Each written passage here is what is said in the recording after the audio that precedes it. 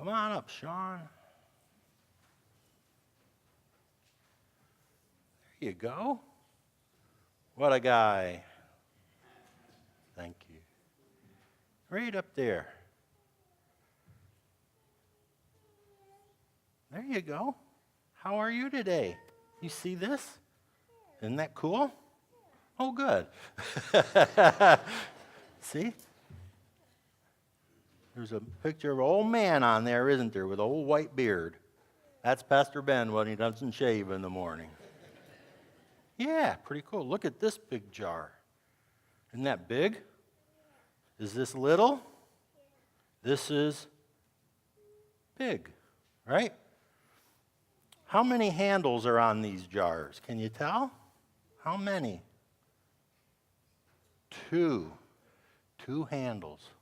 This is how they used to make jars, and sometimes they'd be big as me, jars, and they would fill them with water, or they'd fill them with grain, or they'd do different things with them. There was a man who lived a long time ago, even before the days of Jesus, way back in the land of Israel. His name was Gideon. Can you say Gideon? Gideon. We're going to have a Gideon speaker here next week. Their symbol is a 2-handled jar with a torch sticking out of it. Okay?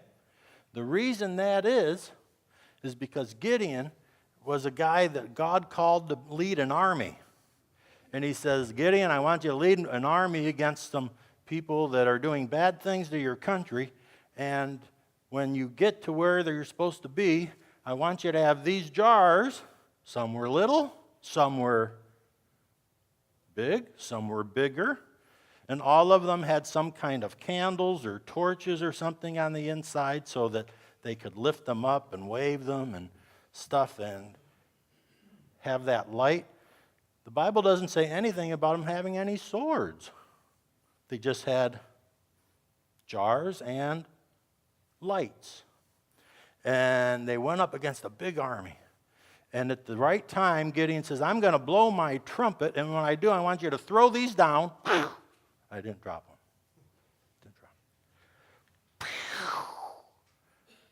And lift up your torch and wave it, and everybody starts crashing their jars, and it's going to wake up the army of the enemy. They were sound asleep. And do you think that would scare them if they heard all this crashing going on outside? It did. And they saw all these torches and lights, and they thought it was a huge army coming against them, and it was just Gideon and some of his guys. But they scared them. And the army got up, and they fled away. They ran away. And because of that, Gideon has always been remembered as a great truster in God, because God said, I'm going to win the battle for you, Gideon. You don't really have to do much of anything. Trust in me. Don't even take your swords. Just have these, and let's see who wins the battle. And isn't that amazing? Gideon said, okay. And his men said, okay. Would you have done that? Go into battle and not have any weapon except these? But the people said, if God says, do it, we'll do it. And so they trusted. And because of that, Gideon's remembered to this day. And this is a sign of the Gideons. Okay? I just want you to know that. Let's bow our heads for prayer. Okay? We're going to have a prayer. Okay? Lord, thank you so much for this day and for these children. And help us to believe in you too. Even when it seems kind of strange that we should. Because it seems like maybe we should be more strong in ourselves. Help us to be strong in you. And then we'll know everything will work out just right. Amen. Okay, thank you. Want to go back down to your mommy? Yeah, okay. There you go.